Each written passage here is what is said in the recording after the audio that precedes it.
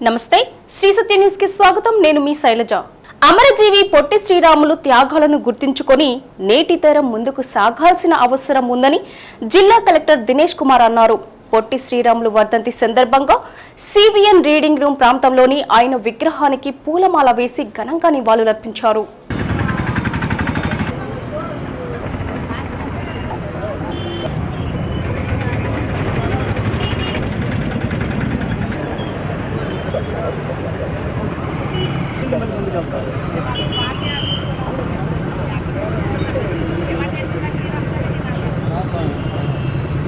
ఉమ్మడి మద్రాసు రాష్ట్రం నుండి ఆంధ్ర రాష్ట్రంగా ఏర్పడాలని ఆమరణ నిరాహార దీక్ష చేసి రాష్ట్రాన్ని సాధించిన వ్యక్తి అమరజీవి అని కలెక్టర్ అన్నారు. స్వాతంత్ర ఉద్యమంలో పొట్టి శ్రీరాములు చురుకైన పాత్ర పోషించి గాంధీజీకి అత్యంత సన్నిహితంగా ఉండే వ్యక్తి అని తెలిపారు. నెల్లూరు జిల్లాలో హరిజనోద్ధరణ కోసం ఉద్యమాలు చేసిన వ్యక్తి పొట్టి శ్రీరాములని ఉన్నతమైన ఆశయం కోసం ఆమరణ నిరాహార దీక్ష చేసి ప్రాణాలు కోల్పోయిన వ్యక్తి అమరజీవి అని అన్నారు. కార్యక్రమంలో mayor Gangada Sujatha, Medara corporation chairman K Lalitha, PDCC bank chairman YM Prasad Reddy, RDO Visweswararao, సంక్షేమ శాఖల అధికారులు పాల్గొన్నారు. ఇవాళ 15th డిసెంబర్ అమరజీవి పొట్టి శ్రీరాములు గారిని వర్ధంతి. ఆయన ఇచ్చిన ఈ ఆంధ్రప్రదేశ్ అంటే ఫ్రీ ఆంధ్రప్రదేశ్ మనం అందరూ కూడా ఇవాళ ఒక ఉన్నతమైన ఒక స్టేట్గా ఒక క్యాడర్గా అందరూ కూడా కలిసి కట్టి ఇవాళ ఒక పెద్ద ఎత్తున డెవలప్డ్ ఒక స్టేట్గా తీసుకురావడం జరిగింది. ఆయన చేసిన ఉయిర్ త్యాగం అంటే ఇవాళ 1953లో 52లో దాదాపుగా 58 రోజు ఫాస్టింగ్ చేసేసి ఈ ఆంధ్ర రాష్ట్రం విడగొట్టడానికి కోసము అప్పుడు మన పండిట్ జవహర్లాల్ నెహ్రూ ఆయనకి కోరిక పెట్టి ఆ కోరిక కొంచెం డిలే వాళ్ళు చేసిన అఫీషియల్ అనౌన్స్మెంట్స్ డిలే అయిన వలన ఆయన ఉంటున్న శరీరము కొంచెం డిటరేట్ అయ్యి వాళ్ళు ఉయిర్ త్యాగం చేయడం జరిగింది. ఆయన గుంటూరు నుండి నివాసం ఇచ్చేసి వివిధ freedom movements especially quit India మూమెంట్స్లో అన్నీ కూడా ఆయన చేసిన వివిధ పోరాటాల్లో మహాత్మా గాంధీ వాళ్ళ ఈయనట్లో ఒక 11 మంది ఉంటే ఈ బ్రిటిష్ నుండి భారతదేశంని ఒక సంవత్సరంలో మనం ఫ్రీ చేసుకోవచ్చు అని గొప్పగా చెప్పిన వాళ్ళు. సో అంత ఒక మహాత్మా వాళ్ళ ఈ రాష్ట్రం కోసము దాదాపుగా 58 రోజు చెన్నైలో ఫాస్టింగ్ ఇచ్చేసి వాళ్ళు ఉయిర్ త్యాగం చేయడం జరుగుతుంది.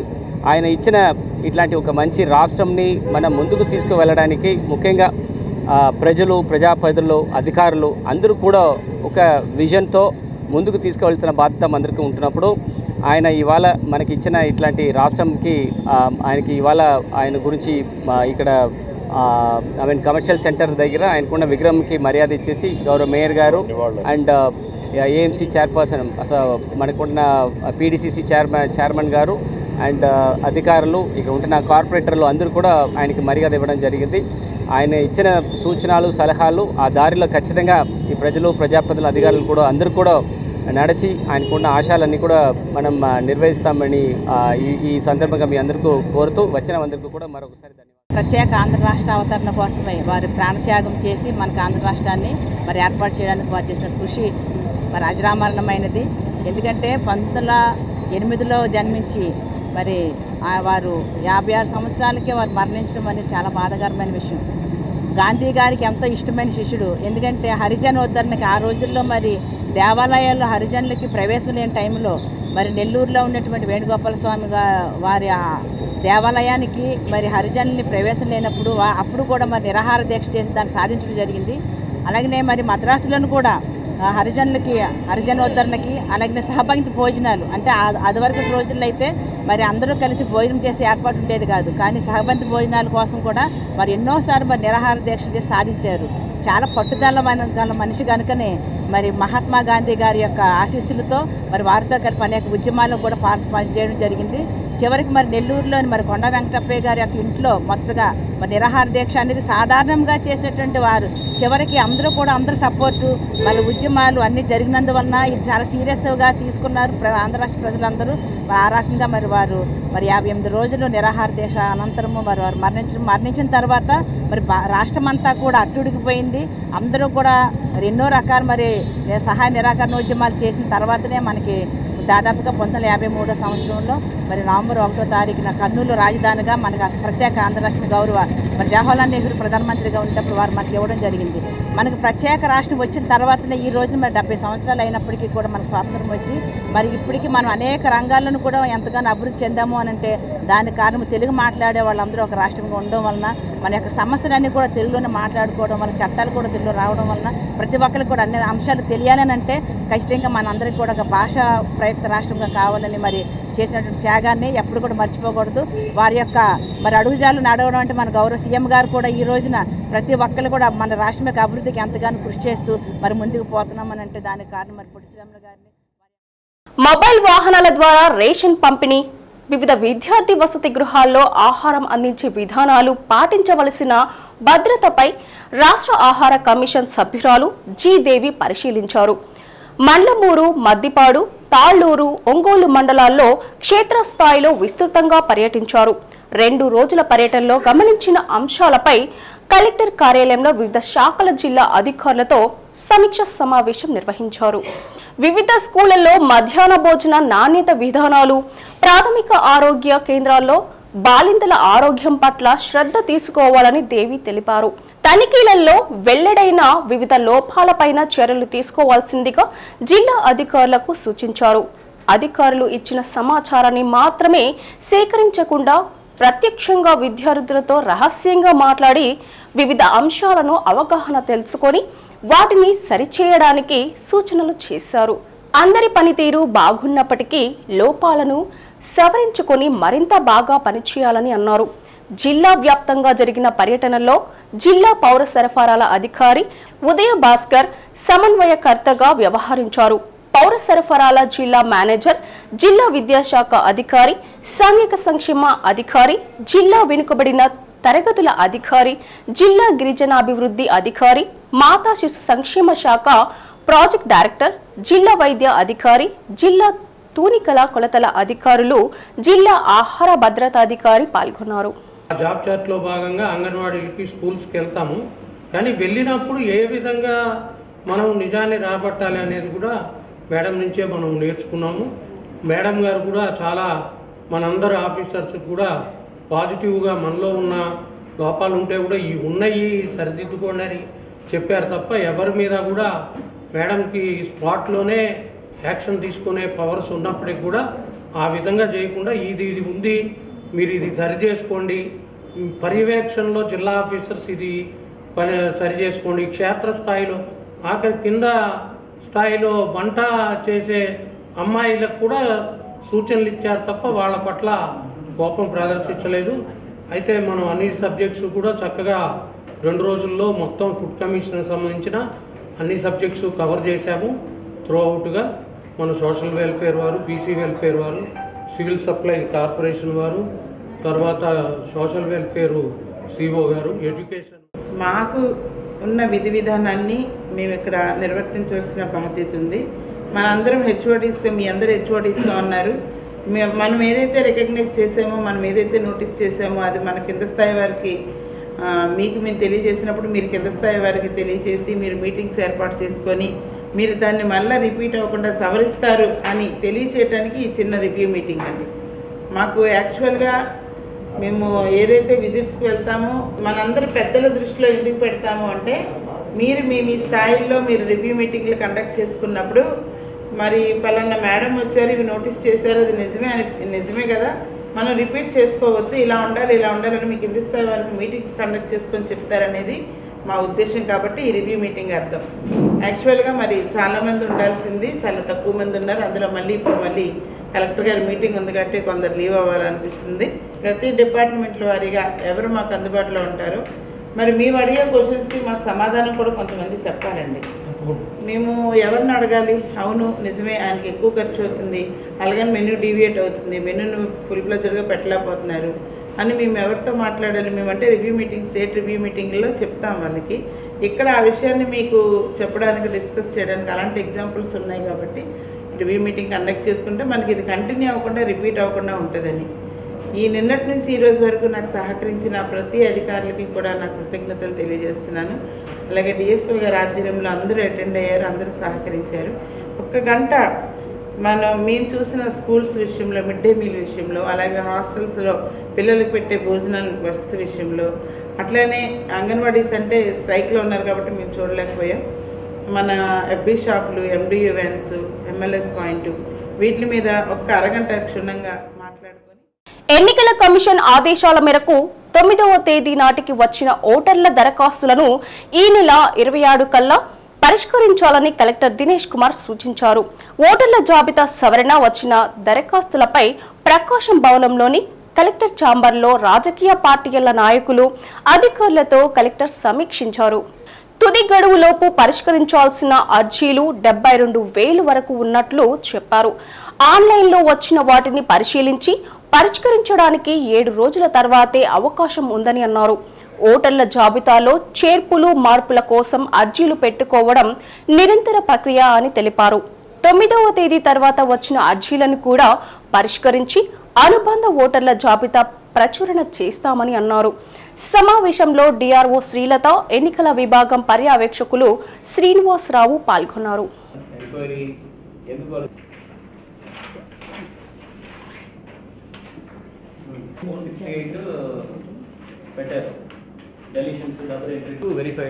దాంట్లో 2429 ఆల్రెడీ డెలిషన్ చేశారు. ఇంకా కొన్ని ఏమో ఆల్రెడీ ఫార్మ్ 7 పెట్టారు సార్. ఫార్మ్ 7 పెట్టారు సార్. ఫార్మ్ 7లో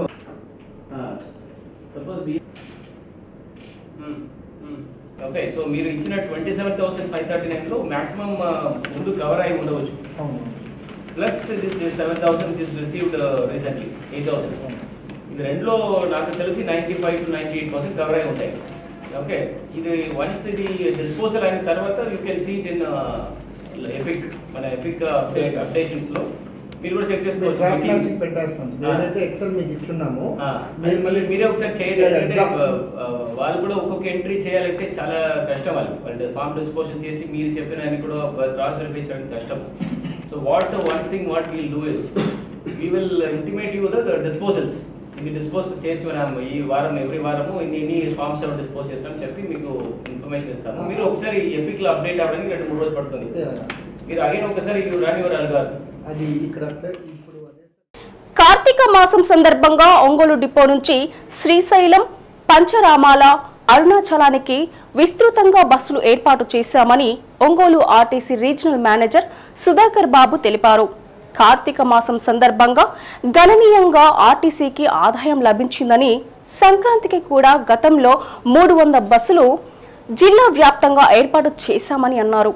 ఇంకా ఎక్కువ బస్సులు ఏర్పాటు చేయడానికి సన్నాహాలు చేస్తున్నామని అన్నారు. కార్తీక మాసం సందర్భంగా పంచరామాలైన శ్రీశైలం, అరుణాచలం తదితర ప్రాంతాలకు 217 బస్సులు తిప్పినట్లు సుధాకర్ బాబు తెలిపారు. కేవలం ఒక్క శ్రీశైలంకే 217 బస్సులు, పంచరామాలకు 12, భైరవకోన 10, అరుణాచలం 21 బస్సులు తిప్పినట్లు పేర్కొన్నారు. దాదాపు 27,000 మంది ప్రయాణికులు ఆర్టీసీ సేవలను ఉపయోగించుకున్నారని అన్నారు. సంక్రాంతికి ఒంగోలు డిపోతో పాటు ఇతర డిపోల నుండి 170 బస్సులు హైదరాబాద్ పాటు ఇతర ప్రాంతాలకు ఏర్పాటు చేస్తున్నామని అన్నారు. జనవరి 12, 13 తేదీల్లో హైదరాబాద్కి నడుపుతున్నట్లు తెలిపారు. అక్కడ నుండి వచ్చే ప్రయాణికులను బట్టి మళ్లీ తిరిగి వెళ్లేందుకు బస్సులు ఎన్ని ఏర్పాట్లు చేయాలో నిర్ణయిస్తామని ప్రయాణికులు సద్వినియోగం చేసుకోవాలని కోరారు. ఈసారి కార్తీక మాసం నిన్నటితో కంప్లీట్ అయింది. సో ఈ సందర్భంగా సుమారుగా శ్రీశైలం, అలాగే పంచారామాలు, తర్వాత అరుణాచలంకి బస్సులు విస్తృతంగా తిప్పడం జరిగింది. ఈసారి లాస్ట్ ఇయర్ కన్నా ఎక్కువగా అరుణాచలం 21 బస్సుల వరకు తిప్పాం. అలాగే శ్రీశైలంకి కూడా బాగానే ఆపరేట్ చేసాం. శ్రీశైలంకి సుమారుగా ఈసారి 217 బస్సులు తిప్పడం జరిగింది. ఓవరాల్గా చూస్తే ఈ అన్ని ప్రాంతాలు కలిపి 260 బస్సెస్ తిప్పాం. పంచారామాలు 12, అరుణాచలం 21 జిల్లా నుంచి వెళ్ళినాయి. అలాగే మిగతా భైరవకోన లోకల్గా ఉన్నటువంటి పుణ్యక్షేత్రాలు కూడా సుమారు మరో 10 బస్సులు తిరగటం జరిగింది. సో ఈ మంత్ వర్షాల వల్ల కొంచెం అంతరాయం ఏర్పడింది ఫస్ట్ వీక్లో. బట్ ఓవరాల్గా ఇది బాగానే ఆదాయం సమకూర్చుకోవడం జరిగింది. వాళ్ళకి ప్రయాణికులకు కూడా ఫైనాన్షియల్ ఫిగర్స్ ఇవా సుమారు 27,000 మంది ప్యాసింజర్స్ వెళ్ళినట్టుగా మనకు తెలుస్తుంది. దీన్ని బట్టి బాగానే వినియోగించుకున్నారు ఇక్కడ ఈ ప్రాంతం నుంచి ఉన్న అన్ని డిపోల నుంచి కలిపి. అమౌంట్ అనేది చెప్పలేము యాక్చువల్గా. ఓకే, ప్యాసింజర్స్ వరకు ఇస్తాము, బట్ 100% ఓఆర్తో ఆపరేట్ చేయడం జరిగింది. సంక్రాంతి కూడా సంబంధించి లాస్ట్ ఇయర్ లాగానే ఈసారి కూడా సుమారుగా లాస్ట్ ఇయర్ 300 బస్సెస్ దాకా 300 పైచిలకు ఆపరేట్ చేస్తాం. ఈసారి కూడా అప్ జర్నీలో సుమారుగా 160-170 బస్సుల వరకు తిప్పగలం. 150 పైనే తిప్పేదానికి ప్లాన్ చేస్తున్నాం. ఒకటి ఆల్రెడీ సంక్రాంతి సందర్భంగా ఎక్కువగా 12వ తారీఖున మరి highest number of buses plan చేస్తాం. 70 బస్సుల దాకా జిల్లాల నుంచి వెళ్ళినటువంటి అటు నుంచి వచ్చే ఏర్పాటు చేయడం జరిగింది. వీటన్నిటి కూడా రిజర్వేషన్ ఇవ్వటం మొదలైంది ఆల్రెడీ. తర్వాత 12, 13లో ఒక 60 బస్సులు, 12వ తారీఖున ఒక 70 బస్సుల దాకా మెయిన్ డేస్ ఇవ్వటం జరిగింది. లాస్ట్ ఇయర్ ఏంటంటే ఇంకా ఎర్లీగా ఆపరేట్ చేసాము, బట్ ఈసారి మాత్రం ముఖ్యమైన రోజుల్లో ఎక్కువగా కాన్సన్ట్రేట్ చేస్తున్నాం. సో అప్లో డౌన్లో వచ్చిన ట్రిప్స్ని చూసుకొని ఎంతమంది వచ్చారో చూసుకొని పండగ తర్వాత అప్లో కూడా ఓపెన్ పెట్టడం జరుగుతుంది. వీటికి అన్నిటికీ రిజర్వేషన్ సౌకర్యం కల్పిస్తాం. కాబట్టి ముందుగానే చేసుకుంటే లాస్ట్ మినిట్ రద్దీ నుంచి బయటపడవచ్చు. ఆశా వర్కర్ల సమస్యలు పరిష్కరించాలంటూ 36 గంటల నిరసన దీక్షలో భాగంగా 2వ రోజు ఒంగోలు కలెక్టరేట్ వద్ద ఏపీ ఆశా వర్కర్స్ యూనియన్ ఆధ్వర్యంలో ధర్నా నిర్వహించారు. ఆశా వర్కర్లకు కనీస వేతనం చెల్లించాలని, పని భారాన్ని తగ్గించాలని, 10 లక్షల గ్రూప్ ఇన్సూరెన్స్ సౌకర్యం కల్పించాలని డిమాండ్ చేశారు.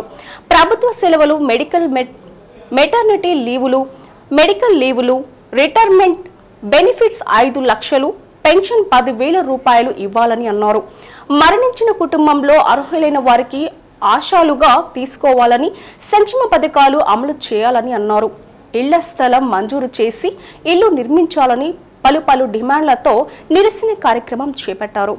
జిల్లా అధ్యక్షులు కల్పన, ఉపాధ్యక్షురాలు ఎస్తేరు రాణి, కోశాధికారి అనుష ధర్నాకు నాయకత్వం వహించారు. సిపిఎం నాయకులు జీవి కొండారెడ్డి, సిఐటియు జి శ్రీనివాసరావు, సుబ్బారావు, కి మాల్యాద్రి, శ్రీరామ్, శ్రీను, కాంగ్రెస్ నాయకులు శ్రీపతి సతీష్ తదితరులు సంఘీభావం ప్రకటించారు. మాకు గౌరవ వేతనం మాదిరిగా గవర్నమెంట్ అని గుర్తించాలని మేము డిమాండ్ చేస్తున్నాం సార్. మళ్ళా వచ్చేసి మాకు పని భారం ఎక్కువైంది సార్. మాకు పని ఒక టైం లేకుండా 24 గంటలు మాతో పని చేయించుకుంటూ మాకంటూ గౌరవ వేతనం ఇవ్వకుండా ఉంటున్నారు సార్. పని మాకు జీతం అనేది 2 సార్లు వేస్తున్నారు సార్. అట్లా కాకుండా ఒకేసారి ఇచ్చేటట్టు ఉండాలి సార్. మాకు వచ్చేసి ఒక సెలవులు లేవు, ఒక గర్భవతులు డెలివరీ అయినాక వాళ్ళకంటూ మెటర్నిటీ లీవులు అనేది లేవు సార్. అలాంటివి ఉండేటట్టు చేయాలి సార్. ప్రతి ఒక్కరము పని అని చేసినప్పుడు ఏంది మీరు పని చేసి అంటుండ్రు, మా పనిని గవర్నమెంట్ గుర్తించి మాకు 26,000 ఇవ్వాలని మేము కోరుతున్నాం sir. AP ASHA workers union ఆధ్వర్యంలో నిన్న ఈరోజు అన్ని కలెక్టరేట్ వద్ద 36 గంటల ధర్నా నిర్వహించడం జరుగుతుంది. మన ఒంగోలు కలెక్టరేట్ వద్ద కూడా ఈ కార్యక్రమాన్ని చేపట్టడం జరిగింది. ప్రధానంగా ఆశా వర్కర్స్కి 10,000 రూపాయల వేతనం ఇస్తూ ఉంది గవర్నమెంటు. అయితే ఆ 10,000 రూపాయల్లో నెలకి 5,000 రూపాయలు వాళ్ళు టీఎల్ పోయే పరిస్థితి కనబడతా ఉంది. మిగిలిన 5,000 రూపాయలే కనబడతా ఉంది. 5,000 రూపాయలతోటి ఆశా వర్కర్ వాళ్ళ కుటుంబం ఎలా బతకాలనేది ముఖ్యమంత్రి గారు ఆలోచించాల్సిన అవసరం ఉంది. ముఖ్యమంత్రి గారు వీళ్ళకి హామీ ఇచ్చారు. తెలంగాణ కంటే నేను అదనంగా 1,000 రూపాయలు ఇస్తానని చెప్పాడు. ఇప్పుడు తెలంగాణలో 13,000, 14,000 దాకా ఇస్తూ ఉన్నారు. ఇక్కడ కనీసం 15,000, 16,000 ఇవ్వాల్సిన అవసరం ఉంది. అయితే మేము డిమాండ్ చేస్తుంది 26,000 రూపాయలు డిమాండ్ చేస్తూ ఉన్నాం. 26,000 వచ్చేంత వరకు కూడా మొత్తం ఆశా వర్కర్స్ రాష్ట్ర వ్యాప్తంగా పోరాడతారు. మొత్తం డిసెంబర్, జనవరి, ఫిబ్రవరి మాసాల మొత్తం అన్ని ఉద్యోగ కార్మికులు కూడా పోరాటాలకు వెళ్లే పరిస్థితి కనబడతా ఉంది. ప్రభుత్వం ఆలోచించాల్సిన అవసరం ఉంది. ఈ 36 గంటలు చేసిన ఆశా వర్కర్స్కి వెంటనే వాళ్ళ సమస్యలు పరిష్కారం చేయాలని, లేని పక్షంలో పెద్ద ఎత్తున పోరాడతామని ఈ పోరాటానికి సిఐటి ప్రకాశం జిల్లా కమిటీ కూడా సంపూర్ణమైన మద్దతు తెలియజేస్తా ఉంది. 60 రోజుల విద్యా ప్రణాళికతో ఇంటర్మీడియట్ పరీక్షల్లో ఉత్తమ ఫలితాలు సాధించేలా కృషి చేయాలని కలెక్టర్ దినేష్ కుమార్ అధికారులను ఆదేశించారు. ప్రభుత్వ గిరిజన సంక్షేమ మోడల్ జూనియర్ కళాశాలలో ప్రధానాచార్యులతో ప్రకాశం భవనంలోని కలెక్టర్ కాన్ఫరెన్స్ హాల్లో సమీక్ష సమావేశం నిర్వహించారు. మెరుగైన ఫలితాల కోసం 60 రోజుల ప్రణాళికను అన్ని కళాశాలల్లో ఖచ్చితంగా అమలు చేయాలని కలెక్టర్ అన్నారు. సదరు ప్రక్రియ పర్యవేక్షణ నిమిత్తం కంట్రోల్ రూమ్ను ఏర్పాటు చేయాలని ఆదేశించారు. జిల్లాలోని ప్రతి కళాశాల 80% ఉత్తీర్ణత ఖచ్చితంగా సాధించాలి. లేని పక్షంలో అటువంటి కళాశాలల ప్రధానాచార్యులు బోధనా సిబ్బందిపై చర్యలు తీసుకుంటామని హెచ్చరించారు. మెరిట్ విద్యార్థులు ర్యాంకులు సాధించేలా ప్రత్యేక శిక్షణ ఇవ్వాలని అన్నారు. విద్యార్థుల తల్లిదండ్రులతో సమావేశాలు కూడా నిర్వహించడం వల్ల ఫలితాలు సిద్ధిస్తాయని అభిప్రాయపడ్డారు. సమావేశంలో RIO Simon Victor, inter DIEO Srinivasarao, school game federation కార్యదర్శి ఆదినారాయణ తదితరులు పాల్గొన్నారు. రాయాలి అంటే conceptually important. I mean, physics law, this is not learned.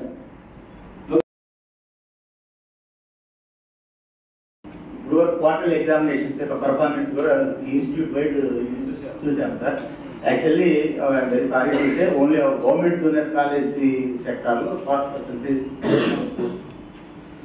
Government junior కాలేజ్లోనే sir first year pass percentage 43 and second year pass percentage 59 sir. మనం మీరు ఇచ్చిన target మాకు 80% సార్. లాస్ట్ జూన్లో సేమ్ ఇదే కాన్ఫరెన్స్ హాల్లో మీరు ఇచ్చిన టార్గెట్ మాకు 80% sir. And these government colleges that failed to achieve this 80% sir. Model school somehow sir, high school plus partial sir, KGBV and but this is the most important thing more than your high schools. The people who have scored very poor marks in 10th లో ఎవరెవరు shine చేయలేకపోయారో అలాంటి వాళ్ళు కూడా ఈ +1 +2లో score చేసి achieve చేసిన వాళ్ళు చాలా మంది ఉన్నారు. మీకు తెలుసదే. బికాస్ ఈ 10th తర్వాత 10th ఎగ్జామ్ తర్వాత పిల్లలకి లాట్ ఆఫ్ మెచ్యూరిటీ వస్తాయి. Fast change in their attitude, thinking process, skills, వాళ్ళకున్న మెంటల్ బ్యాలెన్సెస్ ఇవన్నీ కూడా చాలా ఫాస్ట్గా ఇంప్రూవ్ అవుతుంది. Okay, because they attend the puberty, both the boys and girls, then there is a lot of maturity comes in the thinking process. Okay, so that వల్ల మనకి dull students కి concept ఏమి లేదు.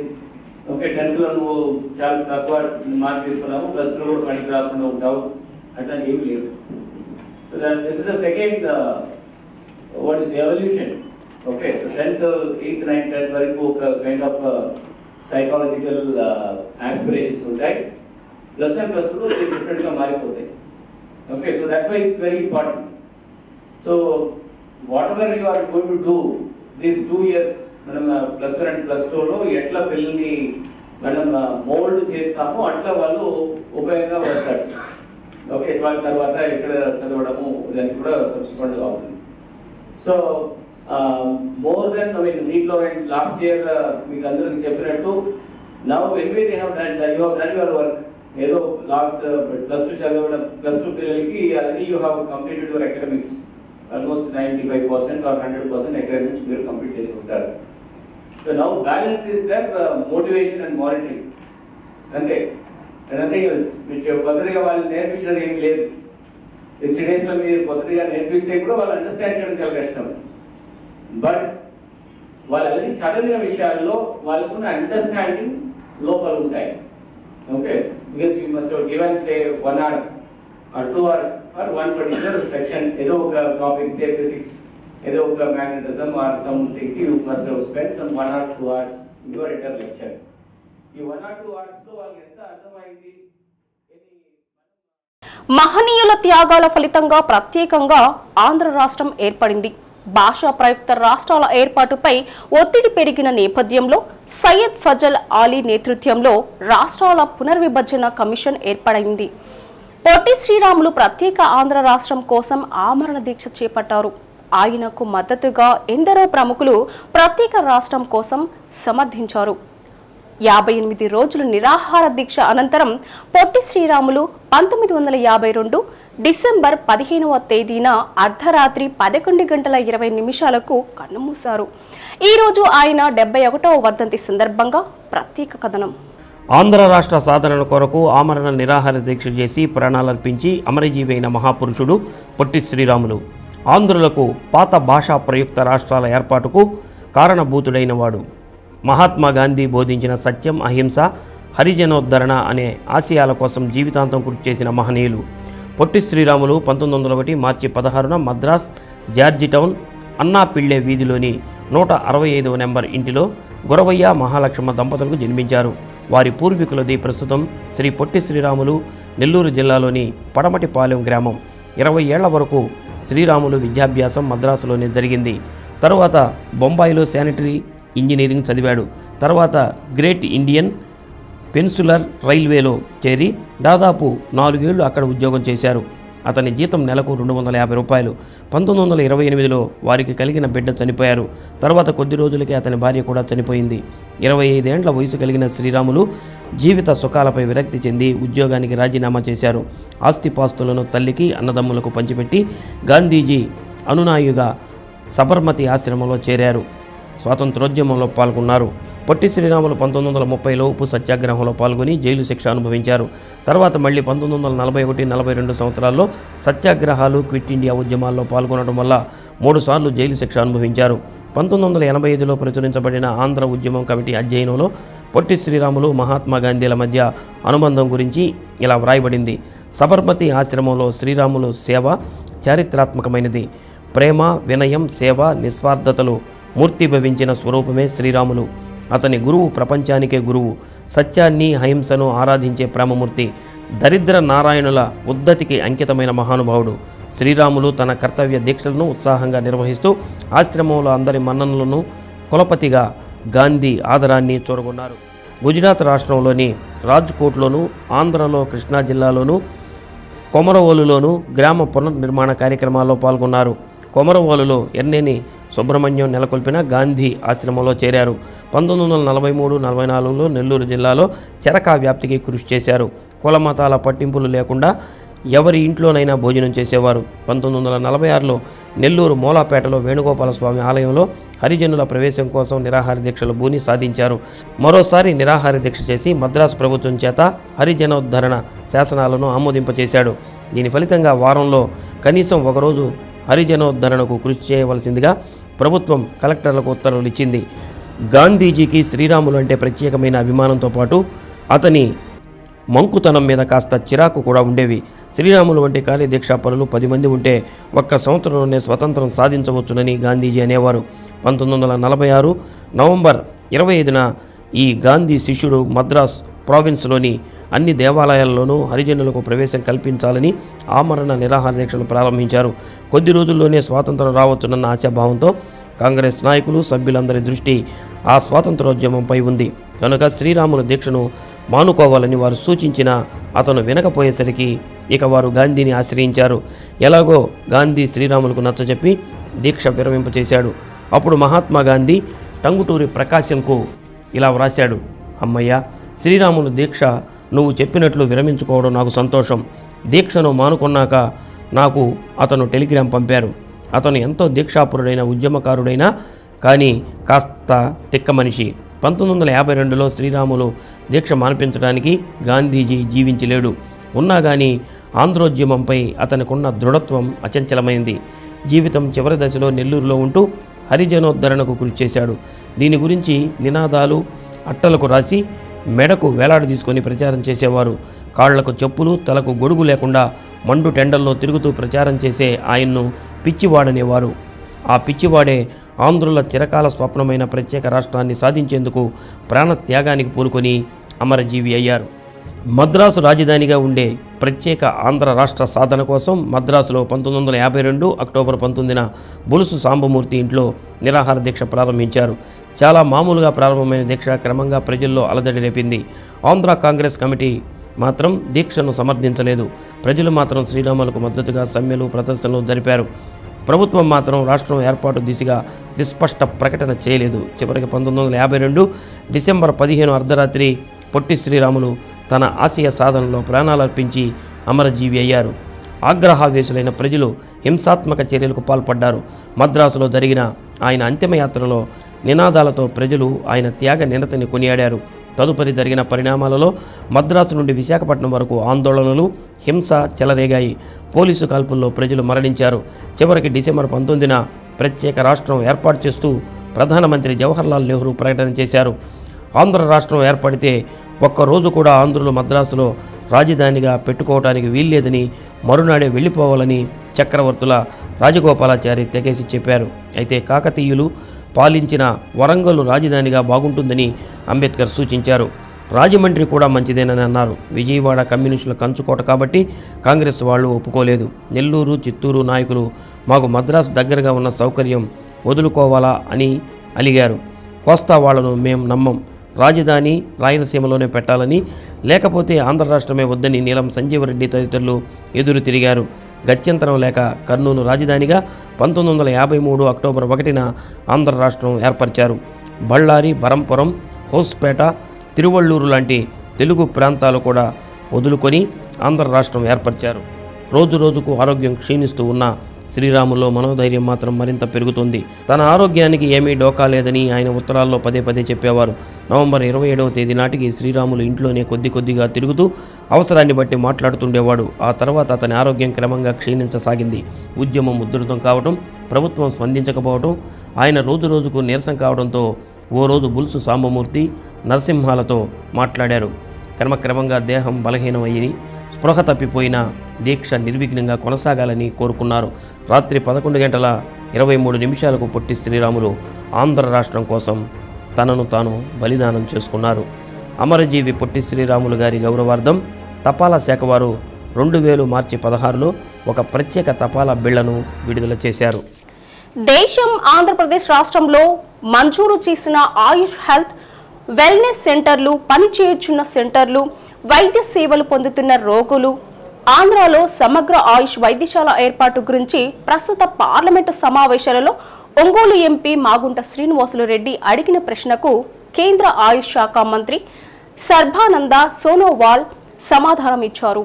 ప్రజలు ఆయుష్ సూత్రాలు, అభ్యాసాలు కలిగి ఆయుర్వేద, నేచురోపతి, యునాని, సిద్ధ హోమియోపతి మందులు, యోగా కార్యకలాపాల ద్వారా వ్యాధి భారాన్ని తగ్గించుకొని స్వీయ రక్షణ పొందడమే ఈ సెంటర్ల ప్రధాన లక్ష్యమని తెలిపారు. ప్రజారోగ్య విషయం రాష్ట్రాల దైనను 50, 30, 10 పడకల ఆయుష్ వైద్యశాలల ఏర్పాటుకు కేంద్రం రాష్ట్రాలకు ఆర్థిక సహాయాన్ని అందిస్తుందని అన్నారు. ఆంధ్రప్రదేశ్లో కాకినాడ, విశాఖపట్నంలో 250 పడకల ఆయుష్ వైద్యశాలలను ఆమోదించిందని తెలిపారు. ఆయుష్ వైద్యశాలలకు మౌలిక వసతులు కల్పించేందుకు ఆయుష్ శాఖ సమకూర్చుతుందని కేంద్ర మంత్రి తెలిపారు. Andhra Pradesh medical contract employees and workers union ఆధ్వర్యంలో కలెక్టరేట్ వద్ద వారి సమస్యలపై నిరాహార దీక్ష చేపట్టారు. కార్యక్రమానికి ఏఐటియుసి నాయకులు సంఘీభావం ప్రకటించారు.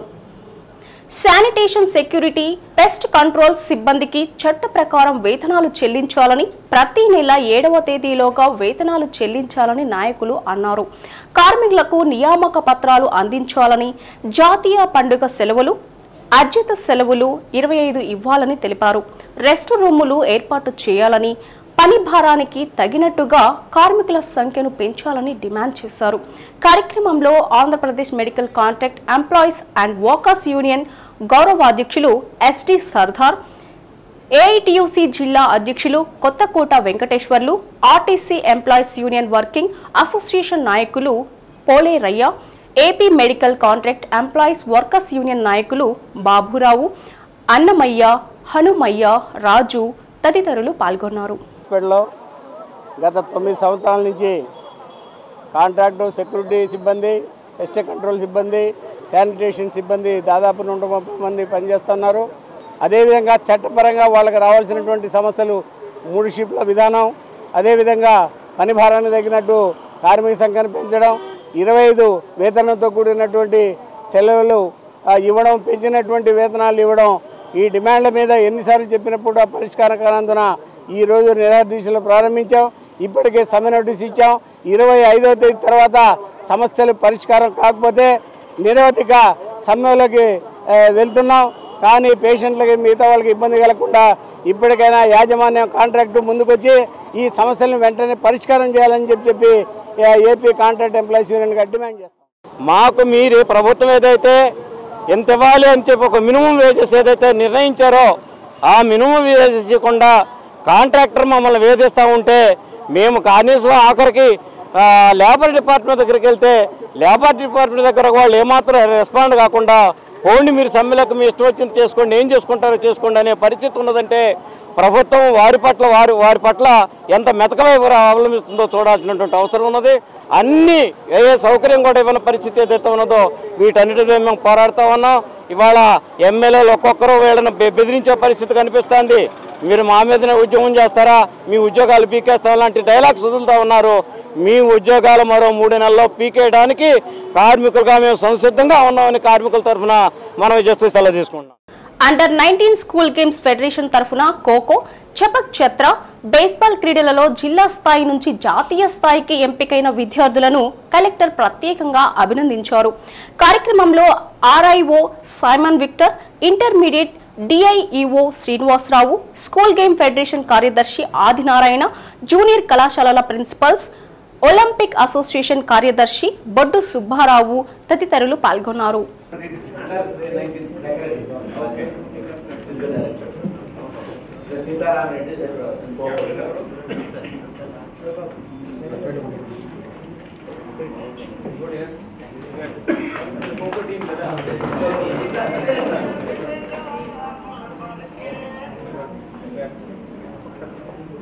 In 30 games, our students are participating in national level. 30 games, 30 games, our students are playing national level.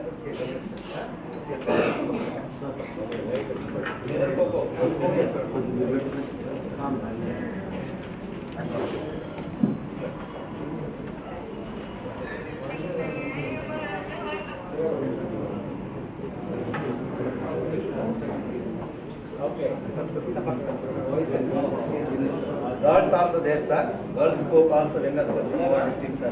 State level.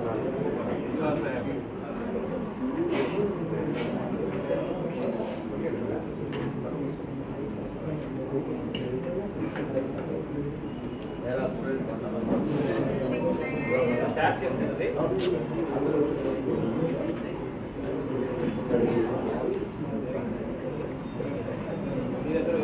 Coco and Coco.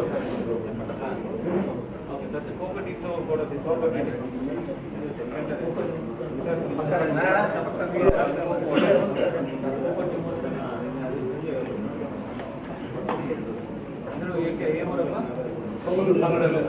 అందరూ పనులు పంగులు జే పంగులు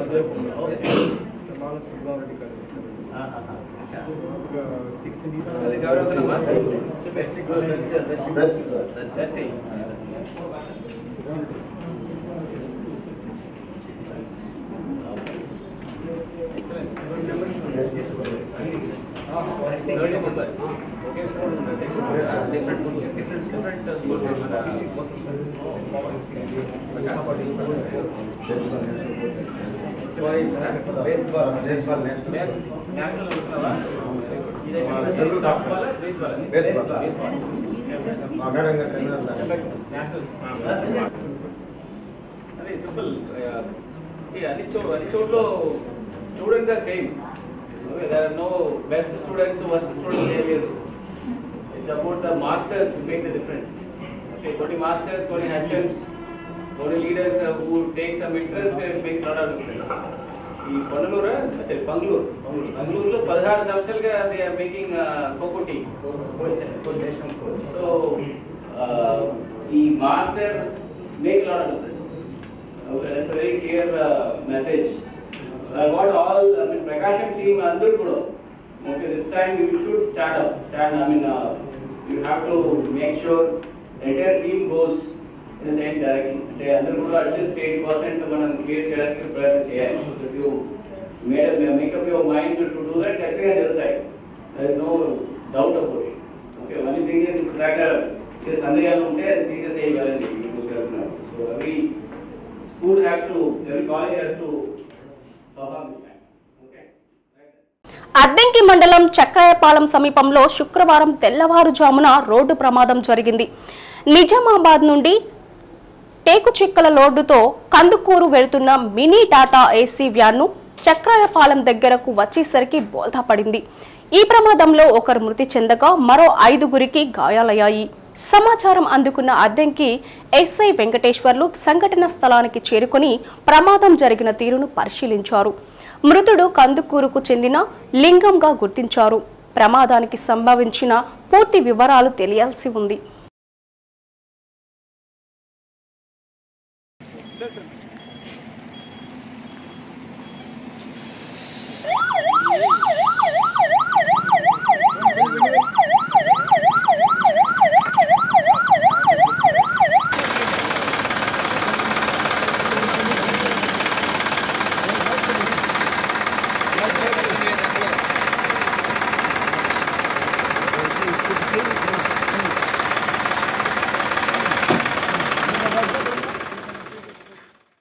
ప్రజా వైద్యులు డాక్టర్ మోటూరు టాన్యా 82వ జయంతి సందర్భంగా బేతూల్ నర్సింగ్ హోంలో ఉచిత వైద్య శిబిరం నిర్వహించారు.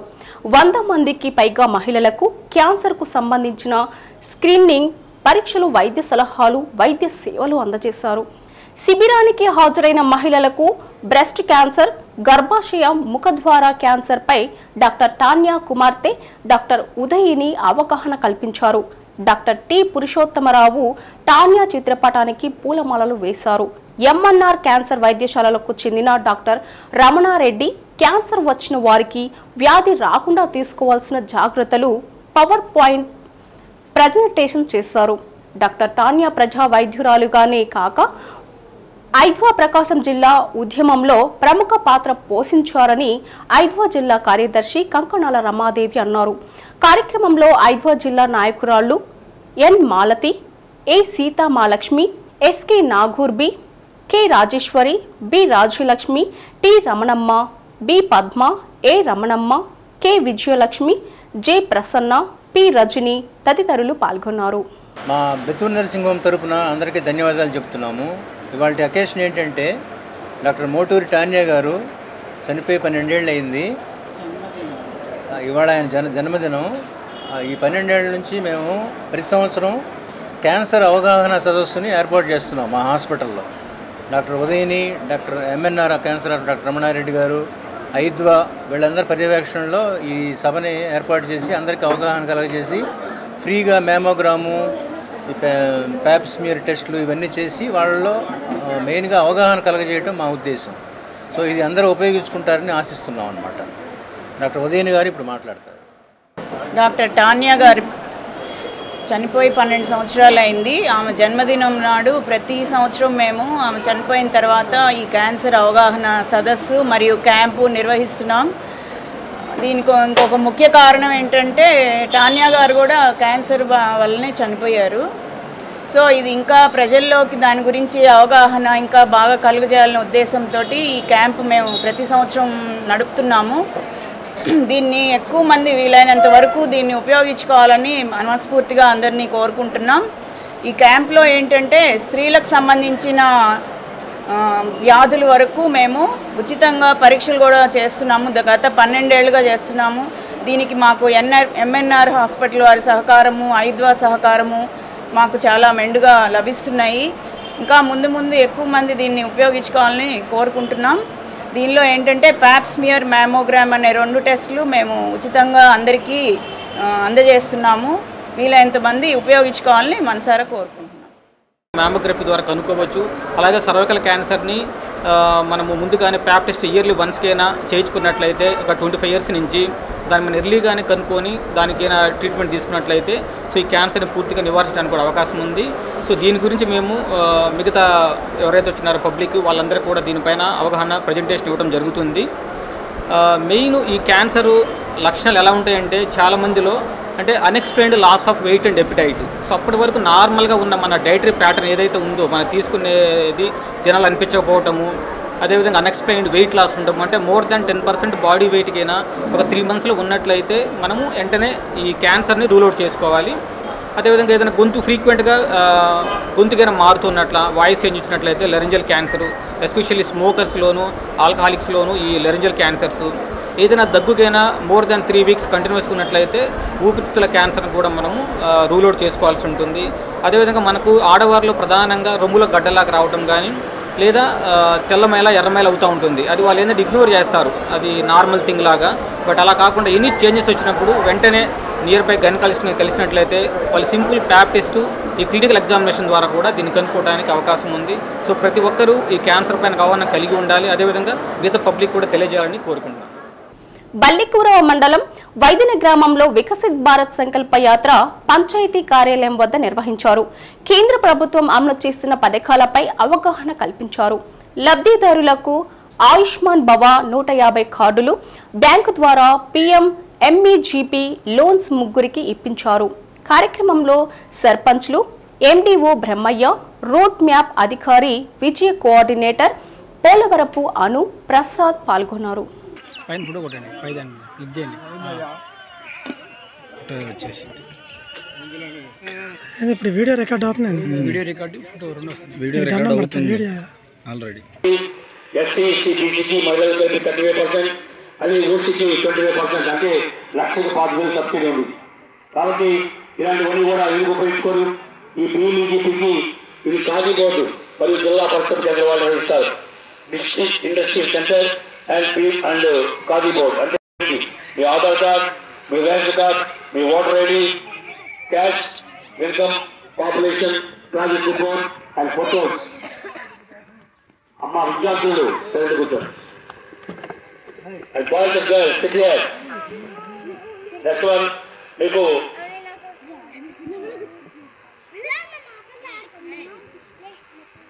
రైతులకి మరి గరీబ్ కళ్యాణ్ యోజన కింద ఉచిత ఆహార ధాన్యాల పంపిణీ.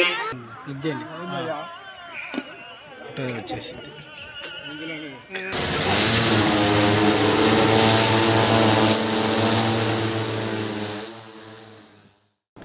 అద్దంకి నియోజకవర్గంలో బీజేపీని బలోపేతం చేసేందుకు విస్తృత స్థాయి సమావేశం పట్టణ అధ్యక్షుడు కాళేశబాబు విరాట్ ఆధ్వర్యంలో జరిగింది. కార్యక్రమానికి ముఖ్య అతిథులుగా state general secretary Sannareddy Dayakar Reddy, జిల్లా అధ్యక్షులు యార్లగడ్డ లక్ష్మీనారాయణ, జిల్లా ఇన్ఛార్జ్ పులి వెంకట కృష్ణారెడ్డి, జిల్లా జనరల్ సెక్రటరీ మండవ రామకృష్ణ పాల్గొన్నారు. సమావేశంలో మండల కమిటీలు, బూత్ కమిటీలు గురించి ప్రతి ఒక్కరిని విచారించి వారి పనితీరు గురించి సమీక్షించారు. రాబోయే ఎన్నికలకు అందరూ సన్నద్ధంగా ఉండాలని సన్నారెడ్డి దయాకర్ రెడ్డి అన్నారు.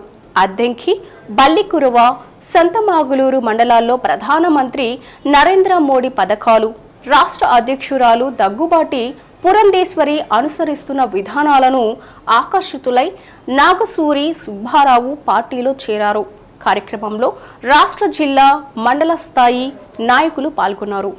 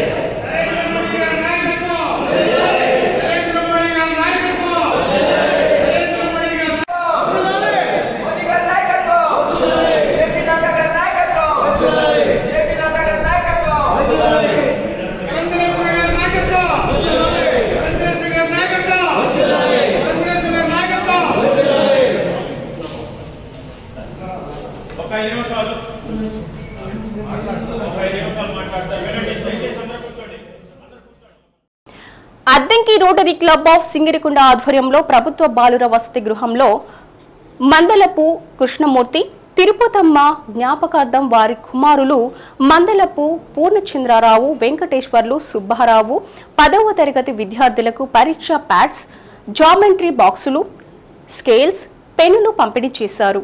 కార్యక్రమంలో రోటరీ ప్రెసిడెంట్ మలాది శ్రీనివాసరావు, చప్పిడి వీరయ్య, సందిరెడ్డి శ్రీనివాసరావు, నర్రా శ్రీలక్ష్మి, షేక్ మొహమ్మద్ రఫీ, తమ్మన శ్రీనివాసరావు, బాపట్ల జిల్లా సాంఘిక సంక్షేమ అధికారిని రాజబిగోరా, సంక్షేమ శాఖ అధికారులు యువ స్వరూప, బెంజమిన్, నారాయణరావు పాల్గొన్నారు. ఎంతో మంచి మంచి విద్యని మీకు బోధిస్తున్నారు. మీ విద్యతో పాటు మంచి గుణం కూడా మీకు ఉండాలి.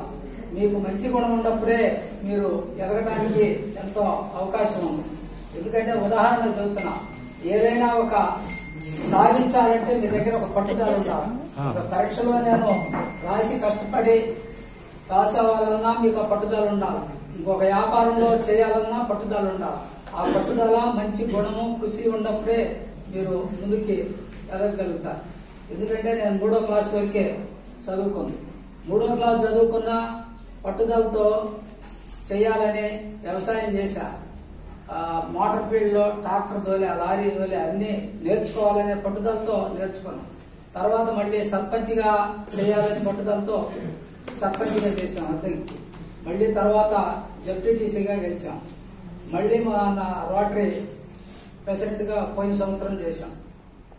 అన్నిటిలో కూడా విజయం సాధించామంటే మనం ఒక పట్టుదలగా పని చేయాలని మన దగ్గర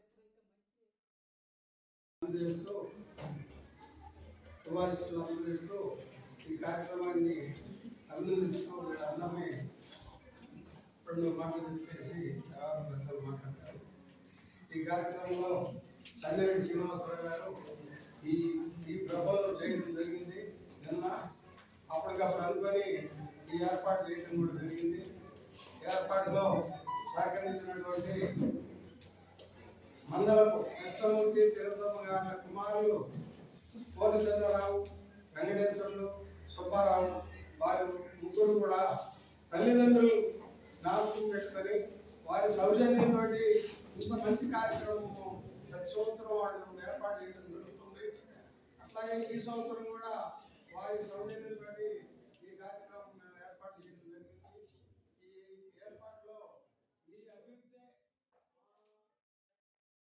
అద్దంకి మండలం సింగిరికొండ ప్రసన్నాంజనేయ స్వామి దేవస్థానం వెనుక గుర్తు తెలియని వ్యక్తి అపస్మారక స్థితిలో ఉన్న వ్యక్తిని 108 వాహనంలో హరిబాబు సిబ్బంది ప్రభుత్వ వైద్యశాలకు తరలించారు. ప్రభుత్వ వైద్యులు పరిశీలించి మృతి చెందినట్లు నిర్ధారించారు. నరసరావుపేటకు చెందిన చలమయ్యగా గుర్తించారు. పోలీసులు కేసు దర్యాప్తు చేస్తున్నారు.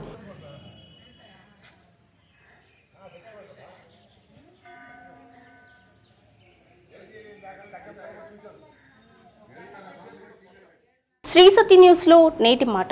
సమాజంలో మన స్థాయిని నిర్ణయించేది మన ప్రవర్తనే తప్ప ఎదుటి వారి పొగడ్త కాదు. శ్రీ సత్య న్యూస్ ఇంతటితో సమాప్తం. నిరంతరం చూస్తుండండి శ్రీ సత్య న్యూస్. ఇవి బులెటిన్ విశేషాలు. తిరిగి మరో బులెటిన్లో కలుద్దాం.